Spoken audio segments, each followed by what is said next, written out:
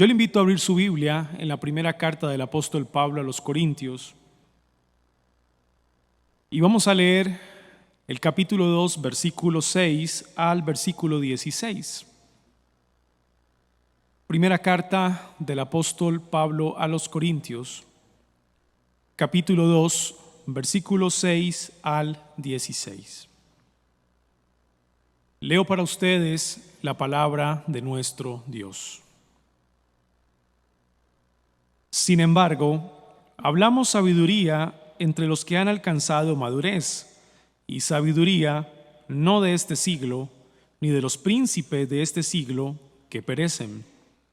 Mas hablamos sabiduría de Dios en misterio, la sabiduría oculta, la cual Dios predestinó antes de los siglos para nuestra gloria, la que ninguno de los príncipes de este siglo conoció, porque si lo hubieran conocido, nunca habrían crucificado al Señor de gloria. Antes bien, como está escrito, cosas que ojo no vio, ni oído yo, ni han subido en corazón de hombre, son las que Dios ha preparado para los que le aman. Pero Dios nos las reveló a nosotros por el Espíritu, porque el Espíritu todo lo escudriña, aún lo profundo de Dios. Porque ¿quién de los hombres sabe las cosas del hombre, sino el espíritu del hombre que está en él? Así tampoco nadie conoció las cosas de Dios, sino el Espíritu de Dios. Y nosotros no hemos recibido el espíritu del mundo, sino el Espíritu que proviene de Dios, para que sepamos lo que Dios nos ha concedido, lo cual también hablamos, no con palabras enseñadas por sabiduría humana, sino con las que enseña el Espíritu, acomodando lo espiritual a lo espiritual. Pero el hombre natural no percibe las cosas que son del Espíritu de Dios, porque para él son locura y no las puede entender, porque se han de discernir espiritualmente. En cambio, el espiritual juzga todas las cosas, pero él no es juzgado de nadie. Porque ¿quién conoció la mente del Señor? ¿Quién le instruirá? Mas nosotros tenemos la mente de Cristo. Amén. La iglesia de Corinto estaba experimentando divisiones y querellas gracias a la inmadurez de sus miembros. Los hermanos, aunque verdaderos en su fe, eran bastante inmaduros. Eran un grupo de cismáticos en recuperación. Y Pablo les exhorta a gastar todas sus fuerzas en lo que verdaderamente es importante: la palabra de la cruz. Dicha palabra de la cruz expresa la sabiduría de Dios, que tiene como fin humillar la sabiduría de los necios en la fuerza de los débiles. Es en esto que la iglesia de Corinto debe estar y permanecer perfectamente unida. La iglesia de Corinto no debe preocuparse por cumplir las expectativas de la filosofía griega, la cual se basa en la sabiduría humana y en las palabras persuasivas. Por el contrario, la palabra de la cruz se presenta con demostración del poder y del Espíritu. Esta es la sabiduría que constituye la unidad de la iglesia local. Este es el tema de nuestro pasaje. Y tal sabiduría de Dios que constituye la unidad de la iglesia local es la verdadera gloria. Por esta razón, el título del sermón de esta mañana es La sabiduría de Dios, la verdadera gloria, parte 2. La sabiduría de Dios, la verdadera gloria, parte 2. Pablo, a partir del versículo 1, capítulo 1, versículo 26 al capítulo 2, versículo 16, explica la paradoja de la sabiduría, el propósito de la sabiduría, la presentación de la sabiduría, el contraste de la sabiduría y la revelación de la sabiduría. Estos dos últimos aspectos, el contraste de la sabiduría y la revelación de la sabiduría, nos competen en el sermón de esta mañana. De ahí nuestro bosquejo es sencillo. Número 1, la sabiduría de Dios contrastada, versículos 6 al 8. Número 2, la sabiduría de Dios revelada, versículos 9 al versículo 16. Veamos entonces el aspecto número 1 de nuestro sermón, la sabiduría de Dios contrastada, versículo 6 al versículo 8. Sin embargo, hablamos sabiduría entre los que han alcanzado madurez, y sabiduría no de este siglo, ni de los príncipes de este siglo que perecen. El apóstol Pablo continúa su discurso presentando un contraste entre la sabiduría de Dios y la sabiduría de los hombres. Ha dejado claro que vuestra fe no está fundada en la sabiduría de los hombres, sino en el poder de Dios, versículo 5 del capítulo 2. Y que su predicación no fue con palabras persuasivas de humana sabiduría, sino con demostración del Espíritu y de poder, versículo 4. Entonces surge una pregunta aquí. ¿A qué se refiere Pablo cuando habla de la sabiduría de Dios? Bueno, siguiendo el hilo conductor de nuestra escuela bíblica y basados en el capítulo 1, versículo 21 de Corintios, que asocia la sabiduría de Dios con la salvación de los creyentes por la locura de la predicación, y tomando en cuenta la epístola a los Romanos capítulo 11, versículo 33, cuando Pablo exclamó: oh profundidad de la riqueza, de la sabiduría y de la ciencia de Dios. Y dicha doxología estaba asociado al misterio de la salvación de los elegidos, tanto de judíos como de gentiles. Podemos concluir que la sabiduría de Dios son los medios elegidos por Dios para la salvación de su pueblo. Los medios elegidos por Dios para la salvación de su pueblo. Y como lo dice Primera de Corintios capítulo 1, todo el capítulo hasta el versículo 31, Cristo, poder de Dios, sabiduría de Dios. Cristo es la sabiduría de Dios. Es el medio más elevado, más sublime, más grande, más majestuoso, elegido por Dios el Padre para salvar a su pueblo. Y lo vemos claramente en el versículo 21, versículo 23, capítulo 2, versículo 2 y versículo 4. Pero la pregunta ahora es: ¿quiénes pueden hablar de estas cosas tan majestuosas y sublimes? ¿Quiénes pueden hablar de la salvación de los creyentes en la cruz de Cristo? Pablo responde en el versículo 6: los que han alcanzado madurez. ¿Y quiénes han alcanzado madurez? Bueno, los que han recibido el Espíritu que proviene de Dios, versículo 12 del capítulo 2. Los espirituales, los que juzgan todas las cosas, versículo 15. Los que tienen la mente de Cristo, versículo 16. En otras palabras, los que han alcanzado madurez son los creyentes. Ellos son los que han alcanzado madurez. Pablo no está contrastando aquí la madurez de los creyentes con la inmadurez de los creyentes. Pablo está contrastando aquí la madurez que tienen los creyentes con la inmadurez que tienen los incrédulos respecto a la sabiduría de Dios. Y les voy a explicar por qué. Los incrédulos no han recibido el Espíritu que proviene de Dios, versículo 12.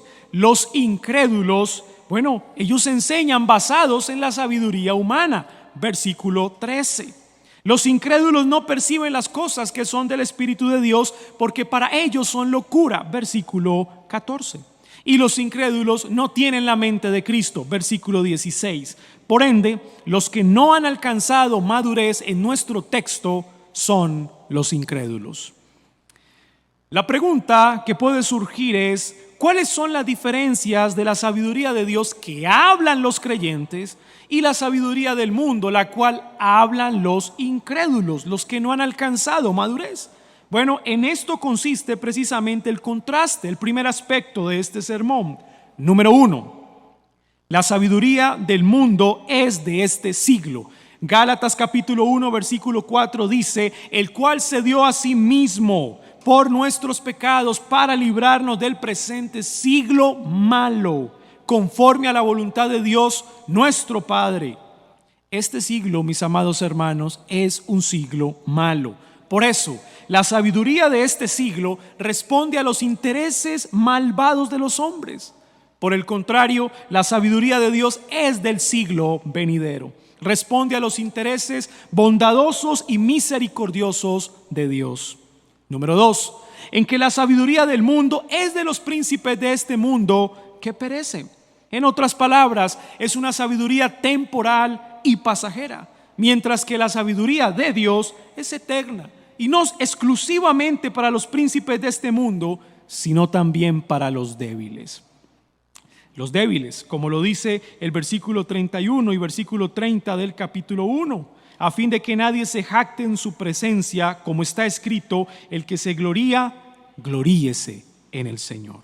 Ahora, como si fuera poco, en los versículos 7 y 8, Pablo enfatiza mucho más este contraste. La sabiduría de Dios es un misterio. Ahora, ¿quién iba a pensar que a través de la predicación de Jesucristo crucificado, Dios traería a la salvación a su pueblo? ¿Quién iba a pensar que a través de la encarnación del Hijo y su muerte en la cruz, Dios traería a su pueblo a la salvación? Esto solamente hacía parte de la sabiduría infinita de nuestro Dios. Y esta sabiduría había sido predestinada para nuestra gloria, dice el versículo 7. Mis hermanos, pasar de estar perdidos en nuestros delitos y pecados, bajo la ira de Dios, siguiendo la corriente de este mundo, a estar ahora bajo el amor del Padre, habiendo recibido su perdón, su justificación, santificación y redención, es lo que hace gloriosa la sabiduría de Dios en nuestras vidas. Bueno, nuevamente lo digo, como está escrito: el que se gloría, gloríese en el Señor. Parece ser que el tema de la gloria de Dios, como lo explicaba el pastor Julio en la escuela, es fundamental, el propósito de la sabiduría de Dios. Así que la sabiduría de Dios no fue conocida por los príncipes de este siglo. Por esa razón, hombres como Caifás y todo su séquito entre los saduceos, Poncio Pilato y todo su séquito de la corte romana de Cesarea, el emperador Tiberio y todo su séquito de la corte real romana, crucificaron al Señor de gloria. A ellos no les fue dado conocer el misterio de la persona de Jesucristo como el Señor y Salvador. Ellos lo vieron como un mero hombre limitado e incapaz, colgando en una cruz sin poderse salvar. Lo que ellos no pudieron comprender es que la mayor manifestación de poder estaba en la cruz.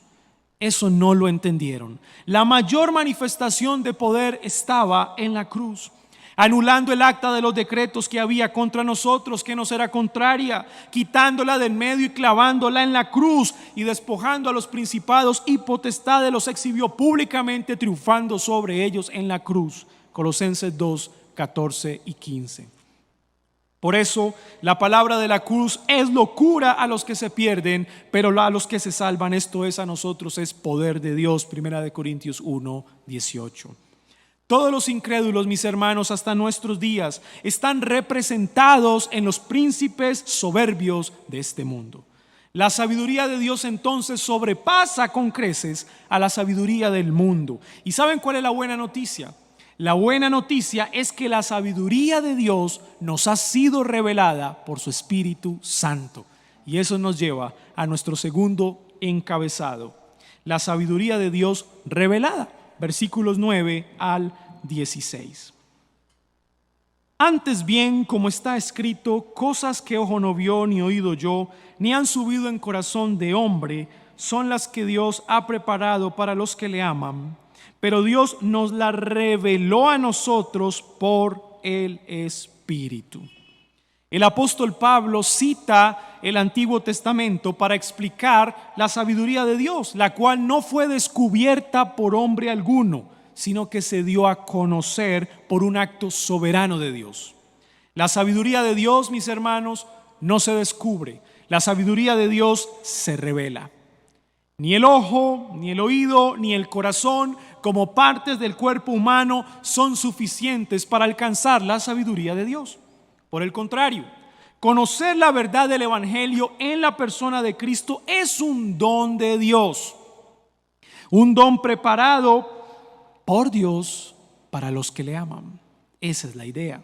Ahora, la verdad del Evangelio pues ha sido reservada solamente para los elegidos, los cuales una vez la reciben en respuesta a ese maravilloso don, aman a Dios. Esa es la respuesta, aman a Dios. ¿Qué otra opción tenemos todos aquellos que hemos experimentado las bendiciones salvíficas de Dios? No tenemos otra opción que amar a Dios a pesar de nuestras debilidades y limitaciones. No hay otra opción. Aquellos medios elegidos por Dios para nuestra salvación nos fueron revelados por la gracia de Dios a través de su Espíritu Santo. El misterio que había sido oculto se nos dio a conocer una vez por el Espíritu de Dios, el cual ha venido a morar en nuestras vidas. Ahora surge una pregunta: ¿y por qué el Espíritu de Dios nos reveló este misterio? Pablo responde en el texto: porque el Espíritu todo lo escudriña, aún lo profundo de Dios. Así como el espíritu del hombre conoce lo más profundo del ser del hombre, lo cual constituye en cuerpo y espíritu a la persona humana, asimismo el Espíritu de Dios, que está perfectamente unido al Padre y al Hijo, conoce todos los misterios de Dios. Bien lo dijo Jesús en el Evangelio de Juan capítulo 16 versículo 13: pero cuando venga el Espíritu de verdad, Él os guiará a toda la verdad, porque no hablará por su propia cuenta, sino que hablará todo lo que oyere y os hará saber todas las cosas que habrán de venir. Pablo deja claro que el espíritu del cual está hablando es el espíritu que proviene de Dios. No es el espíritu del mundo, el cual evoca lo mundano, lo temporal, lo carnal, lo humano. No. Una vez el Espíritu Santo nos ha regenerado, no solamente ha transformado nuestro ser, sino que nos ha dado la capacidad de comprender el Evangelio. Ahora entendemos que éramos unos pecadores, que estábamos alejados de Dios, muertos en delitos y pecados, incapaces de buscar a Dios. Realmente hemos sido elegidos por Él, fuimos elegidos antes de la fundación del mundo, llamados especialmente por su gracia, de tal manera que no pudimos resistirle. Nos resucitó a una nueva vida por el poder de su palabra, quebrantó nuestro corazón de piedra y puso un corazón de carne, nos dio el don de la fe para confesar nuestros pecados y para caminar en otra dirección juntamente con el arrepentimiento. Nos declaró justos ante el Padre por medio de una doble imputación, nos adoptó como hijos, participándonos de una herencia eterna, nos ayudó en nuestra lucha con nuestra santificación por medio de su palabra y afirma nuestra esperanza en la promesa de que Él vendrá por segunda vez para transformarnos y glorificar nuestro cuerpo para siempre. Él tiene el poder de eliminar el pecado, el dolor, la enfermedad, toda lágrima y todo sufrimiento por siempre. Mis hermanos, esto no es sabiduría humana. Este no es el filosofar de los griegos, el debatir de los sofistas, el pensar de los racionalistas, el teologizar de los cristianos, el investigar de los científicos, el reflexionar de los bohemios, el componer de los artistas, el meditar de los monjes. Esto es sencillamente sabiduría de Dios, con el poder de Dios y con la demostración de su Espíritu. El propósito, y lo aprendíamos en la clase, únicamente es la gloria de nuestro Dios. Por esa razón hablamos la verdad de Dios con las palabras de Dios, ¿no? O de otra manera lo podemos decir como Pablo lo explica: acomodamos lo espiritual a lo espiritual. En síntesis, a pesar de que el misterio salvífico de Dios es incomprensible, ocurre algo muy hermoso. Dios, por su amor y misericordia, ha condescendido de forma que nosotros podamos entender lo necesario para nuestra salvación y santificación. Y es una muestra del amor y de la misericordia de Dios para con nosotros. Por el contrario, el hombre natural no percibe las cosas que son del Espíritu de Dios. Para él son locura, dice Pablo en el versículo 14. Ahora, ¿cuál es la razón por la cual el hombre natural no las puede percibir? Bueno, porque no le ha sido revelado. Esa es la razón. ¿Y por qué no las puede entender? Porque no le ha sido revelado. ¿Y por qué no las puede discernir? Porque no le ha sido revelado. Percibir, entender y discernir la sabiduría de Dios en el Evangelio son capacidades que solamente poseen los creyentes. Es un don de Dios. El hombre natural es el incrédulo, es aquella persona que no ha alcanzado madurez. Para él, la sabiduría de Dios en el Evangelio es una completa locura. O si no, mire lo que el historiador del siglo I, Cornelio Tácito, registró en sus escritos. Y esta es la opinión del mundo grecorromano respecto al cristianismo después del incendio del 64. Él dice: Nerón culpó e infligió las torturas más exquisitas en una clase odiada por sus abominaciones, llamados cristianos. Christus, de quien el nombre tuvo su origen, sufrió la pena capital durante el reinado de Tiberio a manos de uno de nuestros procuradores, Poncio Pilatos, y una superstición muy maliciosa estalló no solo en Judea, sino también en Roma. Qué calificativos, ¿verdad? Una clase odiada por el populacho y una superstición muy maliciosa. Esa era la opinión de la sociedad grecorromana respecto al cristianismo. Y Plinio el Joven, en su carta al emperador Trajano, añade: luego de mi edicto que, según tus órdenes, prohibía las asambleas secretas, he creído necesario llevar adelante mis investigaciones y he hecho torturar a 2 esclavas que ellos llaman siervos, los cristianos, para arrancarles la verdad. Lo único que he podido constatar es que tienen una superstición excesiva y miserable. Estos 2 escritos de los 2 historiadores romanos del siglo I confirman lo dicho por el apóstol Pablo en este texto. La sabiduría de Dios para el mundo es una absoluta locura. En cambio, el espiritual juzga todas las cosas, pero él no es juzgado de nadie.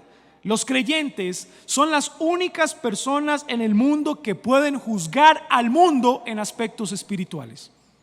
Los cristianos, los creyentes, son las únicas personas en el mundo que pueden juzgar al mundo en aspectos espirituales. Pablo no se está refiriendo aquí en este pasaje, versículo 15 del capítulo 2, que los cristianos tengan que ser jueces de la nación, ¿no? Y tampoco está diciendo que los cristianos no puedan ser juzgados por las autoridades civiles. Tampoco explica eso. Lo que Pablo está explicando es que en asuntos espirituales, quienes tienen la capacidad objetiva para juzgar lo bueno y lo malo son los cristianos. Nuevamente lo digo. Lo que Pablo está explicando aquí es que en asuntos espirituales, quienes tienen la capacidad objetiva para juzgar entre lo bueno y lo malo son los cristianos, los creyentes, los verdaderos hijos de Dios. Bueno, la razón es porque en ellos habita el Espíritu de Dios. Y el Espíritu de Dios trae a la vida del creyente la mente de Cristo. Pablo cita otro texto del Antiguo Testamento. La mente de Cristo es la sabiduría de Dios en la verdad del Evangelio. ¿Y todo por qué? Porque les ha sido revelada por el Espíritu de Dios. Y nuevamente, ¿para qué? Como está escrito, el que se gloría, gloríese en el Señor. Mis amados hermanos, los verdaderos cristianos poseemos la mente de Cristo. Y a pesar de que la salvación es un misterio, a Dios le ha placido darnos el don de la comprensión en lo necesario para poder crecer espiritualmente y para poder modelar la imagen de nuestro Señor Jesucristo en nuestras vidas. ¿Y todo para qué? Para que Dios sea glorificado en medio de su pueblo. Amado hermano, tú has alcanzado madurez, lo hemos visto en el texto. La madurez te ha sido revelada por el Evangelio del Espíritu de Dios. Todo creyente tiene madurez, eso es lo que Pablo nos está explicando. Ahora mi pregunta para ti es, ¿en qué nivel de madurez estás? Esa es la pregunta. No vamos a discutir aquí si tienes o no, ya nos vimos por el texto que sí la tienes. Tienes madurez espiritual porque logras comprender las verdades de Dios en el Evangelio, ya la tienes. La pregunta es, ¿en qué nivel de esa madurez tú estás? Recuerda que Pablo contrasta la madurez del creyente con la inmadurez del incrédulo. Mis hermanos, a menor grado de madurez, más parecidos a la inmadurez del incrédulo seremos. Vuelvo y repito, a menor grado de madurez, más parecidos a la inmadurez del incrédulo seremos. A mayor grado de madurez, más parecidos seremos a Cristo. A mayor grado de madurez, más parecidos seremos a Cristo. ¿En qué nivel de madurez espiritual estás tú? Y podríamos preguntar, ¿cómo crecer en la madurez que ya nos ha sido dada por el conocimiento de la sabiduría de Dios? Bueno, recuerda que tú tienes la mente de Cristo. Tú ya posees un conocimiento básico del Evangelio. Ya lo tienes. Ahora, ¿qué debes hacer? Debes sumergirte a mayor profundidad. Conoces la mente de Cristo cuando conoces las Sagradas Escrituras. Mis amados hermanos, si ustedes no leen la Biblia, si ustedes no meditan en la palabra de Dios, si ustedes no se predican el Evangelio a ustedes mismos en todo momento, si no escuchas las enseñanzas y las predicaciones de tus pastores, entonces te hago una pregunta. ¿Cómo piensas crecer? ¿Cómo piensas crecer? Pareciera una exhortación trillada. Sin embargo, siempre será una exhortación muy pertinente para la iglesia de todos los tiempos. Mis hermanos, preocupémonos por crecer en la madurez que ya hemos recibido por el Espíritu de Dios. Amado hermano, tú eres espiritual. Tú eres espiritual y la razón por la cual eres espiritual es porque en ti mora el Espíritu de Dios. Tú tienes la capacidad de juzgar espiritualmente lo bueno y lo malo. Dios te ha dotado de esa capacidad. Ahora yo te pregunto, ¿por qué hay momentos en tu vida en que apruebas las cosas malas del mundo? Si tú tienes la capacidad de juzgar entre lo bueno y lo malo y elegir el bien. ¿Por qué hay momentos en tu vida donde apruebas las cosas malas de este mundo? Mi amado hermano, ay de ti cuando los incrédulos juzguen tu vida espiritual y tengan razón. Ay de ti cuando los incrédulos juzguen tu vida espiritual y tengan razón. Mis hermanos, una cosa es que los incrédulos nos juzguen sin justa causa. Eso es una cosa. Y otra cosa es que nos juzguen con justa causa. Ven cómo Pablo en toda esta sección que habla de la sabiduría de Dios enfatiza la coherencia de la vida cristiana. Ya saben por qué, ¿verdad? ¿Qué nos espera en el capítulo 3? Basado en este fundamento de coherencia e integridad de la vida cristiana, Pablo va a exhortar a la iglesia en el capítulo 3. Él está preparando el camino. Mi amado hermano, es un honor y un gran privilegio percibir, entender y discernir las cosas espirituales. Es un privilegio. La sabiduría de Dios en el Evangelio es lo que Jesús llama lo santo. Realmente esto es lo santo. Y sabes una cosa, no deis lo santo a los perros, no echéis vuestras perlas delante de los cerdos, no sea que las pisoteen y se vuelvan y os despedacen.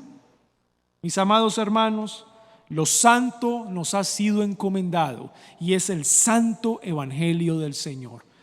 Prediquémoslo, pero también vivámoslo. Amado hermano, debemos dar gracias a Dios. Dad gracias a Dios del cielo, porque un acto soberano como este, de revelarse a nosotros por su pura gracia a través del poder del evangelio, nos hace estar donde estamos hoy. Piensa, ¿qué hubiese sido de ti si la sabiduría de Dios no se te hubiese dado a revelar o a conocer? ¿Dónde estuvieras hoy, mi amado hermano? Llena cada una de tus oraciones con acciones de gracias. No te jactes de que conoces al Señor por tus propias capacidades. Recuerda otra vez, el que se gloría, gloríese en el Señor. Amado niño que me escuchas en esta hora, recuerda esto: la verdad no se descubre, la verdad se revela. La sabiduría de Dios nadie la descubre. La sabiduría de Dios se ha dado a conocer, ella se revela. Tú no buscaste al Señor como un investigador o como un detective busca las pistas para encontrar a alguien que está perdido. No, ¿sabes por qué? Amado niño, el Señor nunca ha estado perdido. El perdido eres tú. Desde que naciste del vientre de tu madre, naciste perdido, amado niño. Así que fue el Señor el que te encontró por su pura gracia. Él te encontró a ti. El Señor te ha dado a conocer hoy, en esta edad tan temprana, el evangelio precioso de Dios. Es un privilegio que hoy tú puedas aprovechar la oportunidad del evangelio y vivir para el Señor. Invierte toda la inteligencia, amado niño, desde esta edad temprana a lo largo de tu vida en gastarte únicamente para la gloria de Dios. Querido amigo, que usted me escucha y se ha conectado en esta mañana, tú eres el hombre natural que no percibe las cosas que son del Espíritu de Dios, porque para ti son locura. Tú eres ese hombre. Y tú estás siendo representado aquí por los príncipes soberbios que crucificaron al Señor de gloria. Tú también eres culpable de ese acto cruel de la crucifixión. Tú también eres culpable. Eso fue un gran pecado. Mi invitación para ti hoy es que te arrepientas de tus pecados y de tus maldades. Hoy se te está dando a conocer el evangelio de Cristo. Abrázalo, amado amigo, con todas tus fuerzas. Tú debes asirte de Él hasta morir.